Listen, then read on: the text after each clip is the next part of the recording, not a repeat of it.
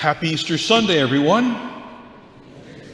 Happy Easter, everyone. Hey, folks, we've been longing to do this a long time. Alleluia, alleluia, alleluia. Alleluia, alleluia, alleluia. Yeah. Happy Easter, everybody. You know, when I was a seminarian back in Washington at Catholic U, I was assigned on weekends to St. Aloysius Parish on North Capitol Street. And that's within a stone's throw of the Capitol building and also Union Station for folks who ride the trains. It was a largely African-American community. It had been that way since the 1860s. And there's music there. You can imagine the music was fabulous. The music we sing, we long to sing on the day of his rising. Prayerful, hope-filled wisdom. Alleluia. It's just a tremendous time of the year. In this parish, the music was so heartfelt and there was so much participation. They were a block and a half from Union Station. You didn't hear the trains when they sang. And for folks who live in Coxsackie, that's saying something. You know what I mean. You didn't hear the trains when they sang. In our gospel this morning, we have the experience of Mary Magdalene, who's gone to the tomb. She wants to go to the tomb and to anoint the body. And she finds an empty tomb. Well, Mary goes out and she is looking for the disciples. She finds Peter and John, the beloved disciple. She is the first witness to the resurrection in John's gospel. Last night at the vigil in Mark's gospel, much the same thing. Only it was a small group of women. It was Mary Magdalene and Mary, the mother of Joseph, and Salome.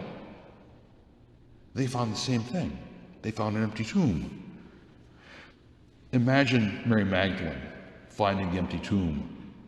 And there might have been a feeling initially of dread, but she came and she knew she had to go and bring the news to the disciples.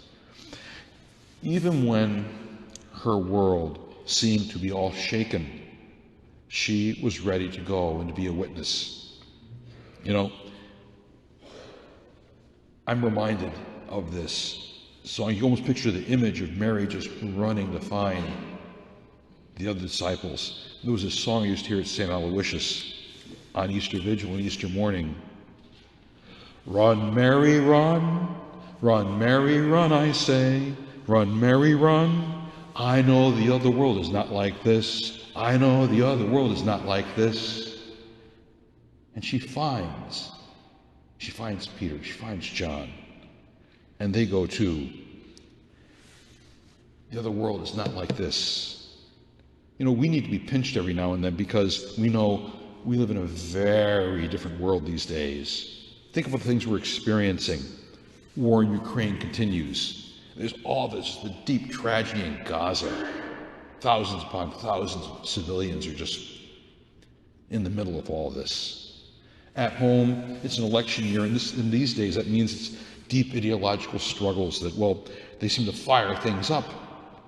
And it raises room temperatures, but there's no light being shed on solutions to problems. Personal relationships suffer.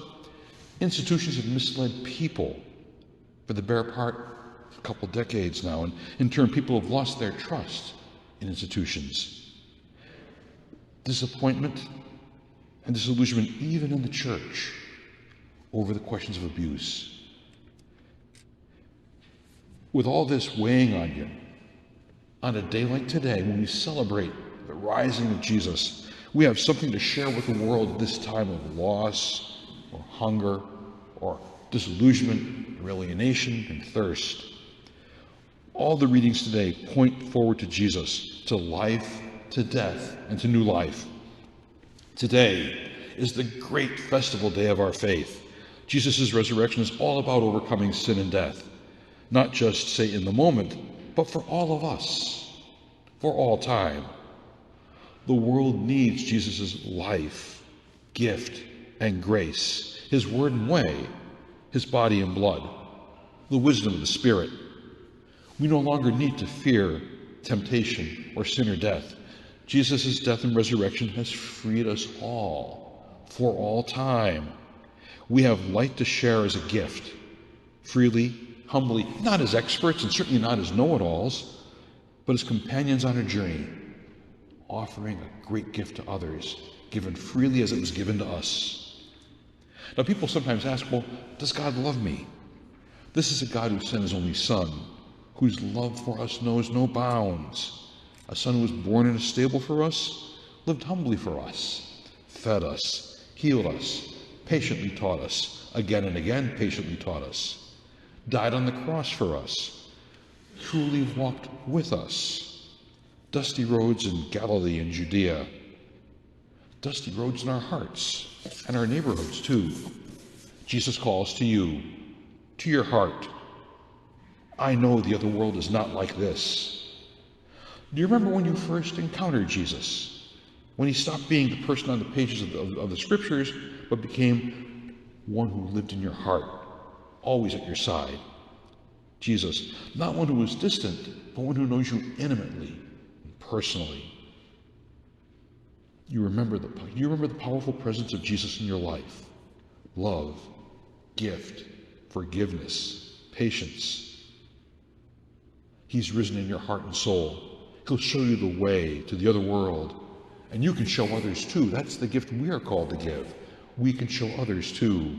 Come, celebrate Easter. The world today can leave you feeling empty like a tomb with a stone rolled across the mouth, sealing off all hope. Return to that first encounter. Remember that memory of Jesus.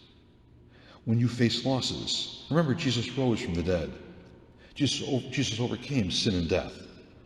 Follow him. Be one with him. He will give you new hearts. He will make all things new.